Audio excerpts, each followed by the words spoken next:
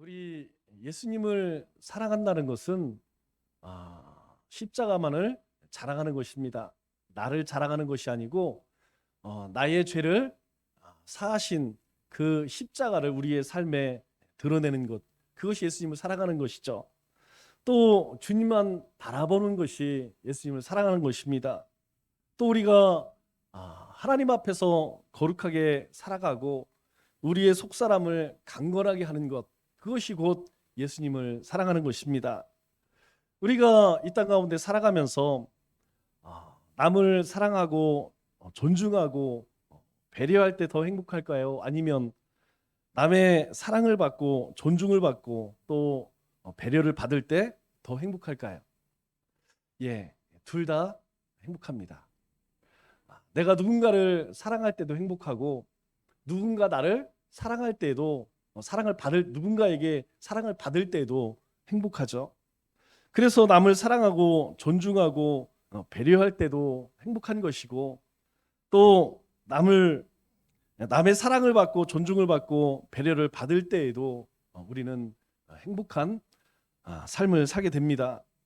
그렇기 때문에 우리는 남을 사랑하고 존중하고 배려하고 또 남의 사랑을 받고 존중을 받고 그리고 배려를 받으면서 살아야 하는 것이죠. 만일 이것이 바뀌어지면 굉장히 힘든 삶을 살게 됩니다.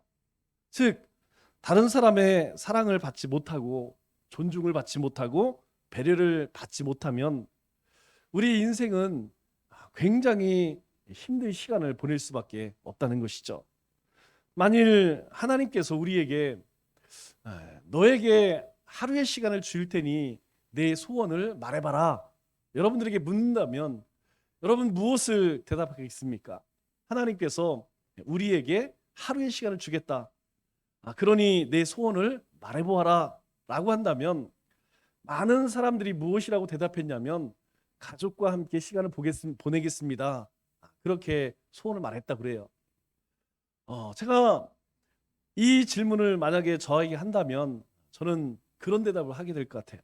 하나님, 저에게는 내일을 주십시오. 오늘 하루를 하나님이 시간이 주었지만 소원을 말해봐라. 그럴 때 내일을 주십시오. 그러면 내일이 오늘이 되겠죠? 또 그 내일은 또 오늘이 되겠죠. 그래서 결국은 계속되는 삶을 살 수 있을 것입니다. 사실 우리에게 있어서 내일이 있을 수도 있지만 없을 수도 있습니다. 그것은 아무도 장담할 수 없는 것이죠. 그렇기 때문에 우리는 오늘을 잘 살아야 합니다. 하나님이 나에게 주신 지금을 잘 살 때에 바로 우리로 하여금 하나님이 주신 은혜와 축복 가운데 살게 되는 것이죠. 하나님께서 이스라엘 백성들이 거룩한 삶을 살아가기 위해서 그들을 애굽 땅에서 건져내어서 가나안 땅을 그들에게 주셨습니다. 그런데 여러분, 가나안 땅은 어떤 땅일까요? 탐이 날 만큼 그렇게 좋은 땅일까요? 아니면 아무도 살지 않아서 차지하기 좋은 땅일까요? 아닙니다. 이 가나안 땅은 천혜의 환경을 가진 땅도 아니고 또 아무도 살지 않아서 점령하기 좋은 땅도 아니었다는 것이죠. 가나안 땅은 철저히 부패한 땅, 타락한 땅, 그리고 상상할 수 없는 음란한 땅이었다는 것입니다. 더군다나 그곳 주민들은 이스라엘 백성들에게 없는 신무기가 있었죠. 그게 뭡니까? 바로 철병거까지 있었다는 것이죠. 이 철병기는 오늘날로 이야기하면 탱크와 같은 그런 무기입니다. 이 탱크가 있는 것과 없는 것은 현대 전쟁에서 전쟁 가운데에서 이 전쟁의 양상이 완전히 달라지는 것이죠. 결코 이 가나안 거민들은 만만한 상대가 아니라는 것입니다.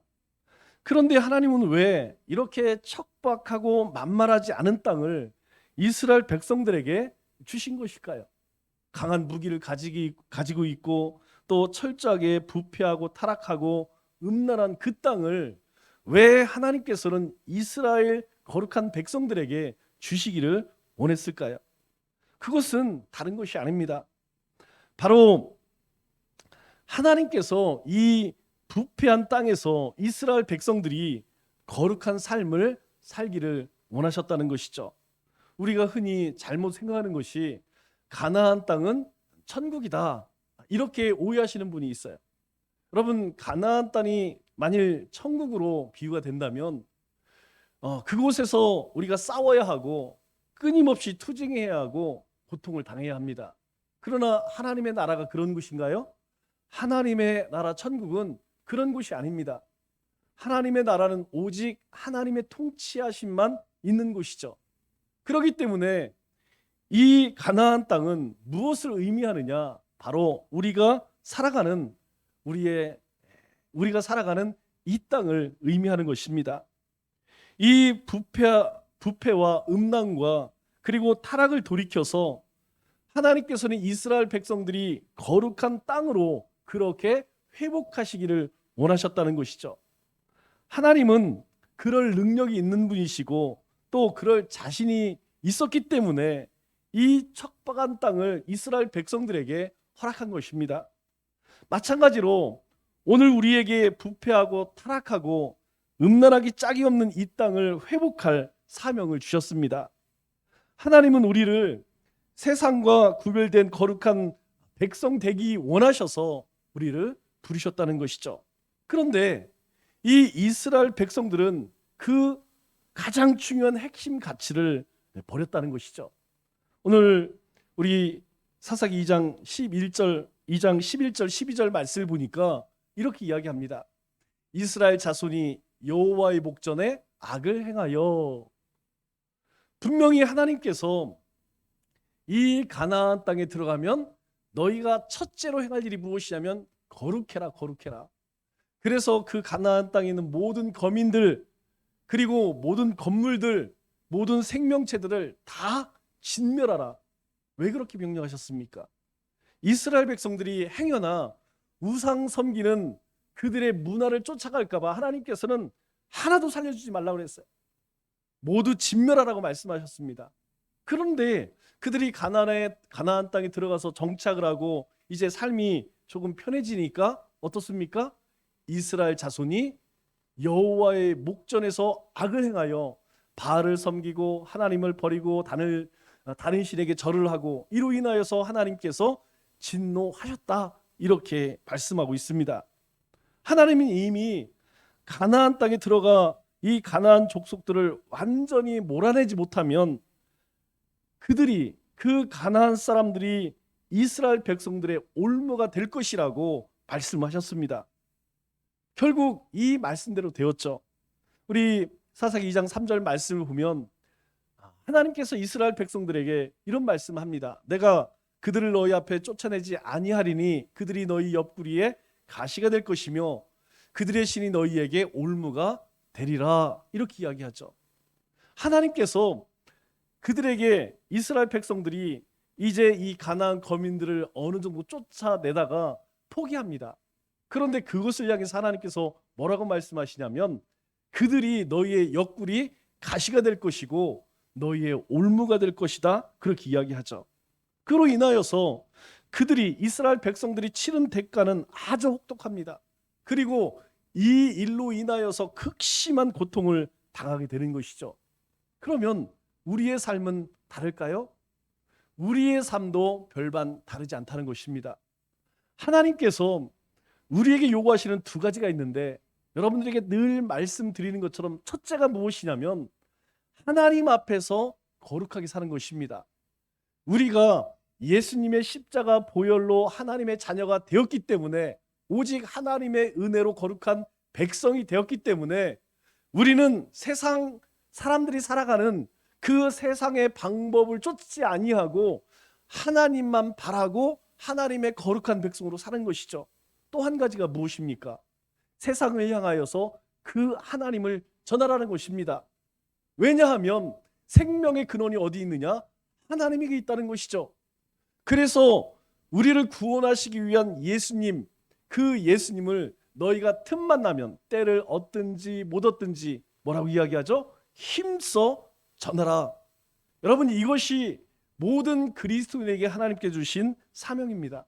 그렇기 때문에 우리의 삶도 별반 다르지 않다는 것이죠. 만일 우리가 하나님 앞에 이 거룩함을 잃어버리고 성별된 삶을 살지 못하면 우리의 삶에도 오늘 하나님께서 말씀하신 것처럼 우리가 그 행하지 못한, 우리가 버리지 못한 그 옛 습성으로 인하여서 그것이 옆구리에 가시가 될 것이고 우리의 올무가 될 것이라는 것이죠. 여러분, 실제로 어떻습니까? 그리스도인들은 오직 하나님을 사랑하고 하나님의 거룩한 백성으로 살아가는 것, 하나님이 요구하시지만 실상은 어떻습니까? 사실 우리의 삶을 들여다보면 50대 50이죠? 양다리를 걸쳤어요. 주님께서 말씀하신 것처럼 하나님과 재물을 겸하여 섬길 수 없다고 말씀함에도 불구하고 실상 우리의 삶의 모습은 한쪽은 세상에, 한쪽은 왜 그렇습니까? 오직 하나님만 경외하고 살자니 세상 것 포기하기가 너무 아까운 거예요. 또 세상 가운데서 마음대로 살자니 하나님이 하신 말씀이 너무 또 두려워. 그러니까 어느 때에는 하나님 쪽으로, 어느 때에는 세상 쪽으로 그렇게 양다리를 걸치고 살아가는 것이 오늘 우리의 모습이라는 것이죠. 즉, 이 이스라엘 백성들과 우리의 삶이 크게 다를 바가 없다는 것입니다. 문제는 무엇이냐? 그러한 삶을 살 때에 너희가 아직 버리지 못한 옛 습성으로 인하여서, 그 죄로 인하여서 결국 그것이 너희의 옆구리에 가시가 될 것이고 너희의 올무가 될 것이라는 것이죠. 이스라엘 백성들이 하나님을 버리고 바알에게 갔습니다. 그 결과가 무엇일까요? 그들이 바알이 주는 축복을 누리고 모든 일들이 형통하고 행복을 누렸을까요? 아닙니다. 우리 14절과 15절 말씀을 보면 이렇게 이야기하죠. 여호와께서 이스라엘에게 진노하사 노략하는 자의 손에 넘겨주사 노략을 당하고 대적 손에 팔아 넘기시며 다시는 대적들을 당하지 못하게 했다, 이렇게 이야기합니다. 바알에게 가면 뭘 좀 얻을까 싶었는데 오히려 모든 것을 다 빼앗겼다, 그렇게 이야기해요. 그 결말이 무엇입니까? 우리 15절 하반절 말씀을 보니까 그들의 괴로움이 심하였더라. 오히려 하나님을 버리고 바알에게 갔더니 기쁨이 넘치고 행복이 넘친 것이 아니고 괴로움이 심하였더라. 갈수록 괴로움이 더하다가 결국에는 치욕적인 수치까지 당하게 되었다는 것이죠. 그렇기 때문에 우리는 이 가나안과 같은 이 세상에서 어떻게 살아가야 할까요? 먼저 우리의 마음을 돌이켜야 합니다. 18절 말씀을 보니까 이렇게 이야기해요. 하나님께서 그들을 위하여 사사들을 세우실 때에는 그 사사와 함께 하셨고 그 사사가 사는 날 동안에 하나님께서 그들을 대적의 손에서 구원하셨으니 이는 그들이 대적의 압박과 괴롭게 함을 받아 슬피 부르짖음으로 하나님께서 뜻을 돌이키셨습니다. 하나님께서 하나님을 버리고 바알에게 갔어요. 그런데 바알이 복을 주는 것이 아니고 오히려 모든 것을 다 빼앗기고 노략질 당하고 오히려 더 큰 고통을 당하게 되었죠. 그때에 하나님께서 어떻게 하셨다고요? 그들에게 사사를 주셨다는 거예요. 그리고 그 사사를 통하여서 하나님께서 뜻을 돌이켰다. 하나님을 통해 사사들을 통하여 하나님의 말씀을 선포하고 그들에게 회개를 경고했을 때에 하나님께서 뜻을 돌이키셨다, 이렇게 말씀합니다. 여러분, 사람은 누구든지 괴로우면 신음을 합니다. 또 고통스러우면 부르짖습니다. 하나님은 이 신음과 고통을 들으시고 대책을 마련해 주시죠. 하나님은 하나님의 백성들이 문제를 일으킬 때에 사람들을 매로 쓰고 인생을 채찍으로 쓰십니다. 우리 사무엘 7장 14절 15절 말씀을 보니까 하나님께서 다윗에게 이런 말씀을 해요. 나는 그에게 아버지가 되고 그는 내게 아들이 되리니, 이 다윗을 이야기합니다. 그가 만일 죄를 범하면 내가 사람의 매와 인생의 채찍으로 징계하리라, 하려니와, 하나님께서 만일 다윗이 그렇게 자신이 고백한 대로 하나님의 뜻을 어기고 하나님의 말씀을 떠나서 자신의 멋대로 살면 하나님이 사람을 매로 쓰신대. 인생의 채찍으로 징계하시겠다, 이렇게 말씀을 하십니다. 내 곁에 있는 가까운 사람은 분명 선물이지만 때로 덧없이 아픈 매가 되기도 한다는 것이죠. 내게 주어진 인생은 분명 선물입니다. 그러나 우리의 인생은 때로 무엇보다 혹독한 채찍이 되기도 한다는 것입니다. 하나님은 우리에게 복을 주실 때에도 또 하나님의 사람을 사용하시고 또 매를 드실 때에도 하나님의 사람을 사용하십니다. 여러분, 우리가 살아가면서 가장 큰 고통 당하는 것이 무엇입니까?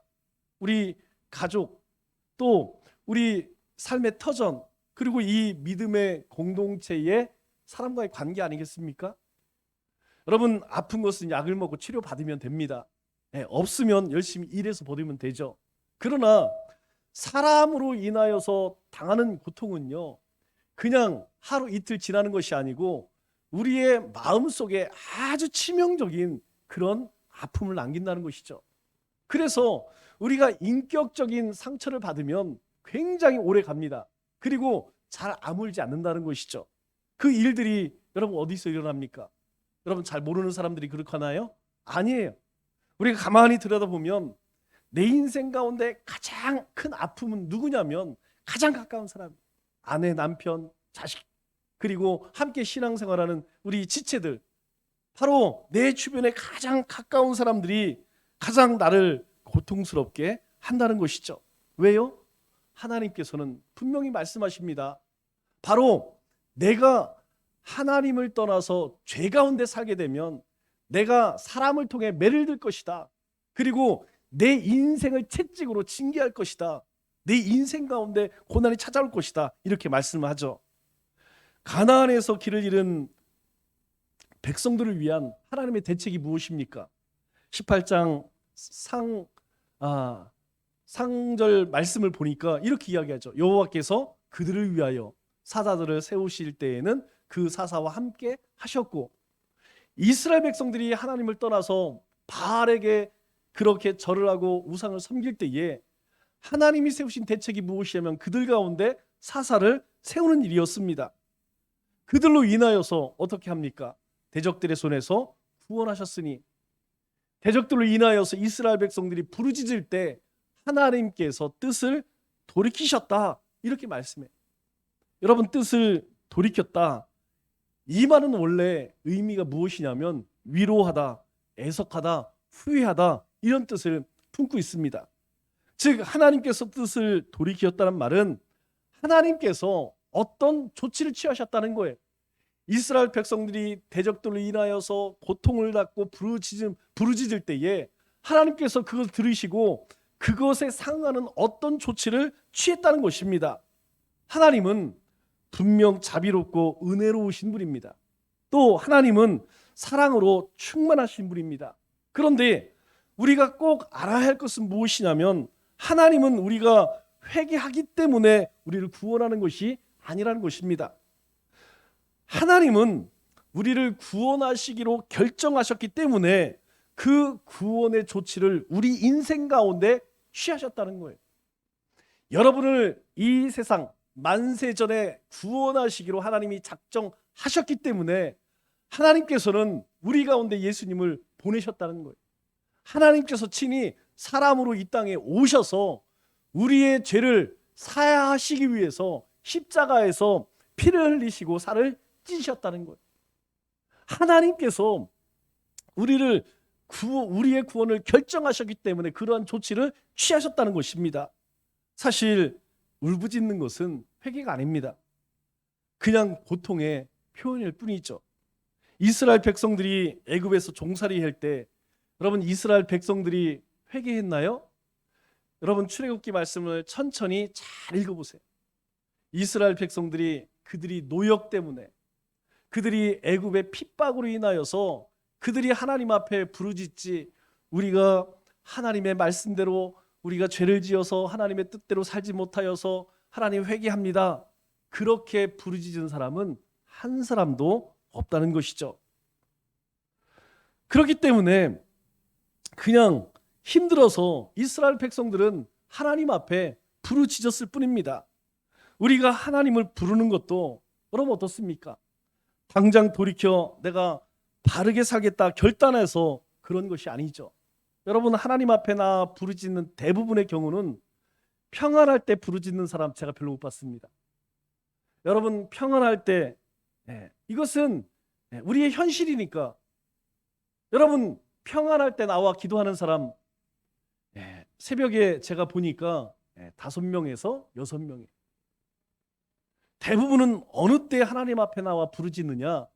어떤 일이 생겼을 때, 인생 가운데 고난이 찾아오고 고통이 찾아오고 자신의 힘으로 어찌할 수 없을 때에 그때 하나님 앞에 나와서 부르짖지, 대다수 평안할 때, 즐거울 때, 행복할 때는 하나님께 부르짖지 않는다는 것이죠.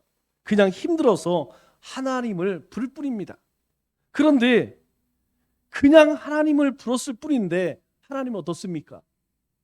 우리가 힘들어서 하나님의 이름을 부를 뿐인데 하나님은 우리를 안아주시고 우리에게 은혜를 주셔서 우리 안에 진짜 회개가 일어나게 하신다는 것이죠.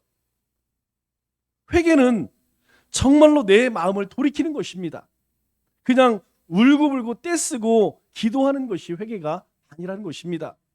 하나님은 이미 우리를 구원하기로 작정하시고 문을 여시고 기다리고 계십니다. 그리고 돌아오기를 하나님께서는 원하신다는 것이죠. 구원이란 돌이키는 것이고 돌아서는 것이고 돌아오는 것입니다.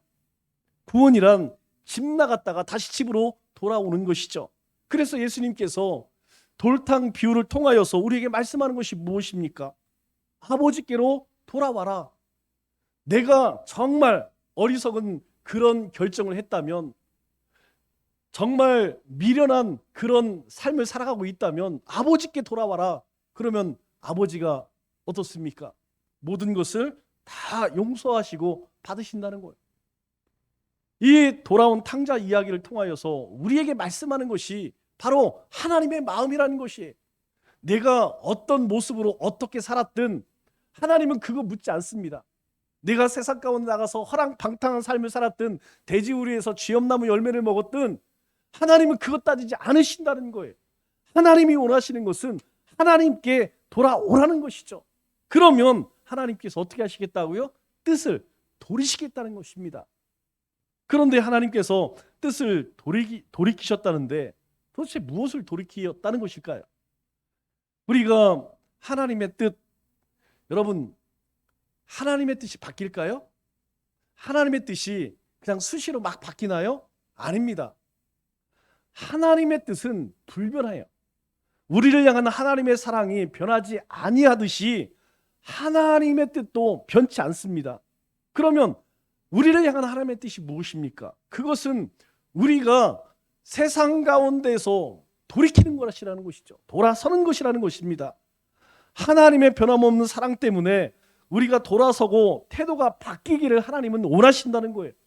이제까지 내 고집으로 내 생각과 경험과 내가 살아온 그 지식으로 살아가는 것이 아니고 이제는 하나님이 무엇을 원하시는지 그 말씀을 잘 읽고 묵상하여서 하나님의 뜻하시는 그러한 삶으로 돌아오라는 것이죠. 그래서 하나님은 우리를 돌이키기 위해서 수십만, 수백만 가지 수를 씁니다. 하나님이 쓰실 수 있는 가장 좋은 그런 수를 우리 인생 가운데 쓰신다는 것이죠. 그 수를 우리가 다 감당할 수 있을까요? 여러분, 하나님이 우리 인생 가운데에 수를 쓰실 때 우리가 그것을 감당할 수 있을까요? 돌이키지 아니하면, 돌아서지 아니하면 여러분 어떻습니까? 고생만 식사게 하는 거예요. 여러분, 우리 인생 가운데 공고함이 있어요. 우리 인생 가운데가 원치 않는 여러 가지 어려움들이 있습니다. 왜 그럴까요? 하나님께서 그냥 너 한번 엿먹어봐라, 그래서 우리 인생을 그렇게 힘들게 하시는 걸까요? 아니라는 것입니다. 하나님께서 우리를 돌이키기 위해서 하나님의 수를 쓰시는 거예요. 우리가 그것을 깨닫게 된다면 빨리 돌아서야 되죠. 돌아서지 않으면 어떻습니까? 돌아서지 않는 만큼 우리 가운데에 고통만 더하다는 것이죠. 또 어쩌다가 돌이켰다가 다시 예전으로 돌아가는 사람 참 많아요. 이제 정말 견딜 수가 없어서 하나님 앞에 항복하고 무릎을 꿇습니다. 그러다가 조금 이제 또 평강이 찾아오고 또 조금 평안해지면 또 이전으로 돌아가요.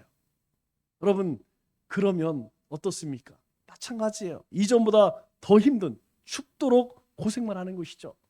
그래서 주님께서 마태복음 12장 43절 이하에 여러분 이런 말씀을 하시죠. 어떤 귀신 하나가 이제 어떤 사람에게 나갔어요. 쉴 곳이 없습니다. 그래서 내가 나온 집으로 돌아가리라. 야, 이거 뭐 어디 갈 데도 없고 내가 이전에 나왔던 그 집, 그 사람에게 한번 돌아가 보자. 그런데 가보니까 그 집이 비고 청소되어 싹 수리가 돼 있는 거예요. 그래서 야, 여기 너무너무 좋다. 내가 우리 친구들 악한 귀신 7마리를 데리고 내가 그 사람에게 들어가야겠다. 그런데 문제는 그 사람의 나중 형편이 전보다 더욱 심하게 되느니라. 이렇게 말씀해요. 여러분, 우리가 주님 앞에 그렇게 자복하고 회개하고 돌이켜 돌아서요. 대부분 안 돌아서는 사람 없습니다. 대부분은 어느 시점이 되면 항복합니다. 문제는 무엇이냐면 어느 정도 또 일정한 시간이 되면 또다시 이전으로 돌아간다는 거예요.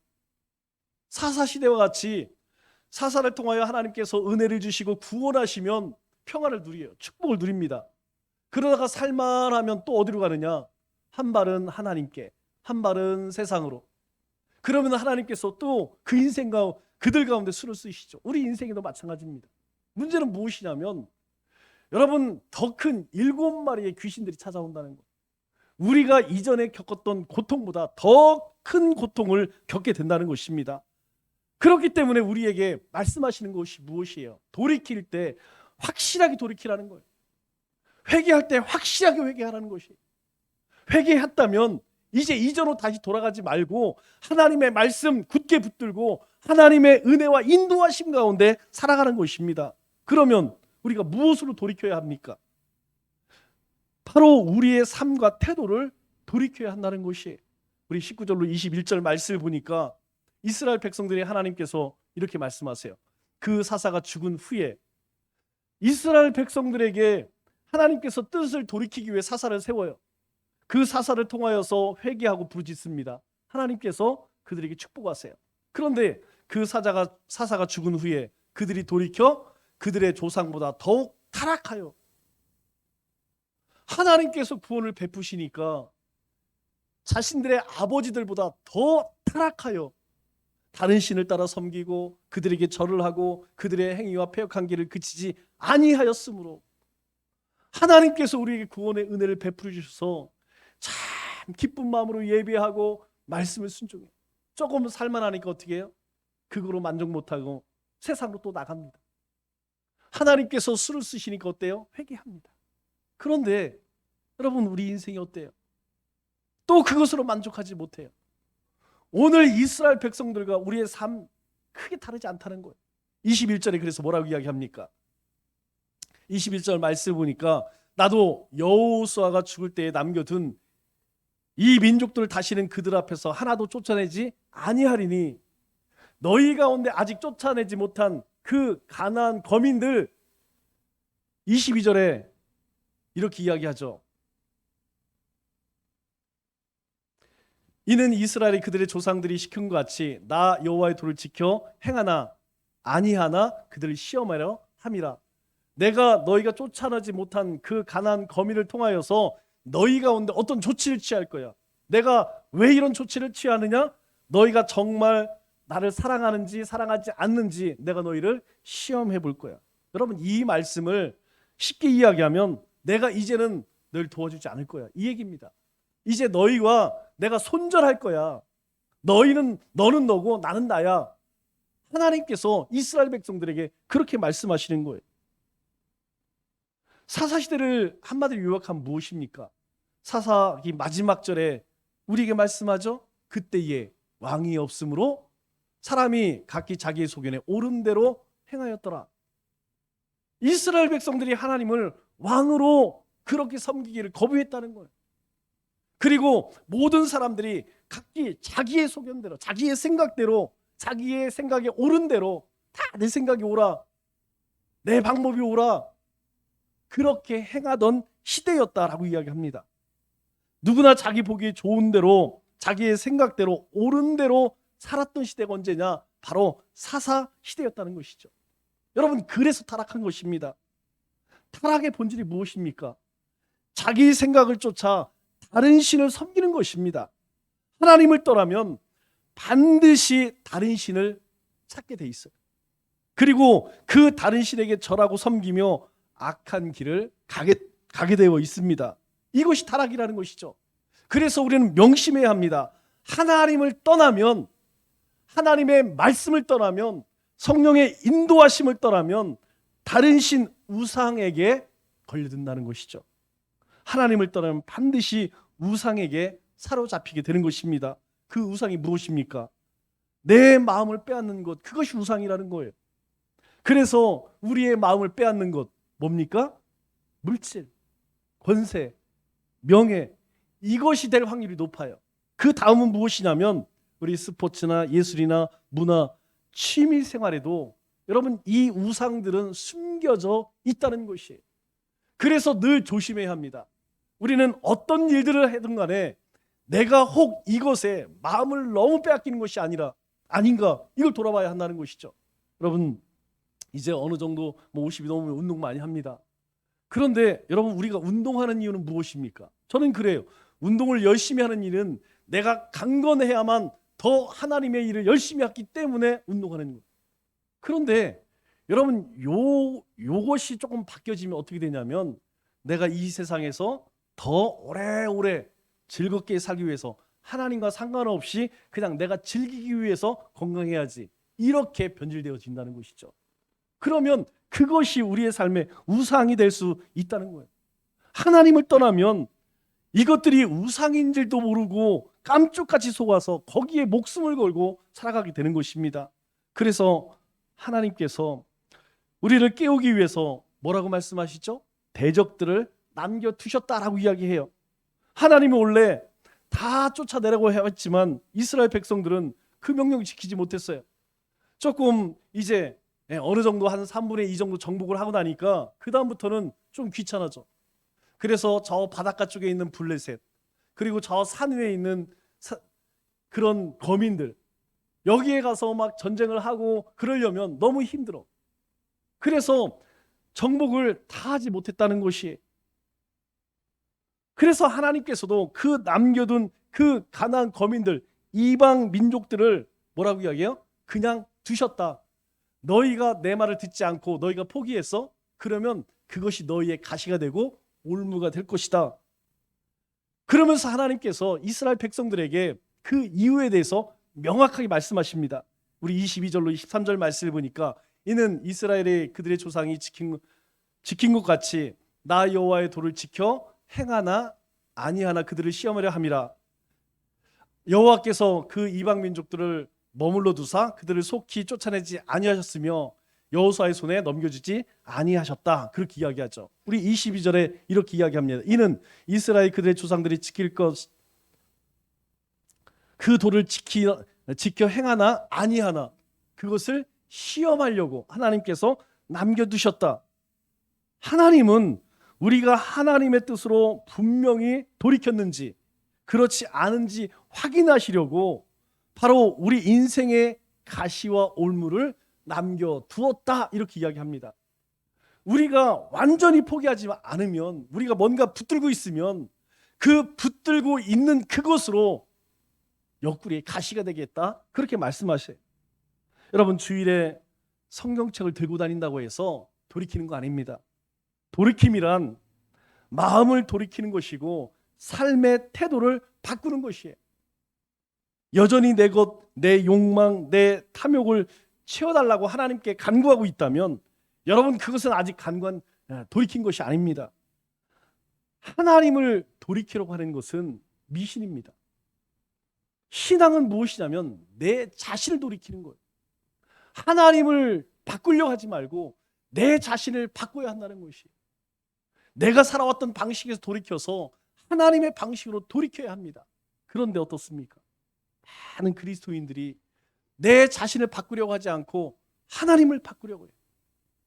하나님 뜻을 바꾸어서 내가 원하는, 내가 바라는 그것을 이루게, 그렇게 하나님께 요구합니다.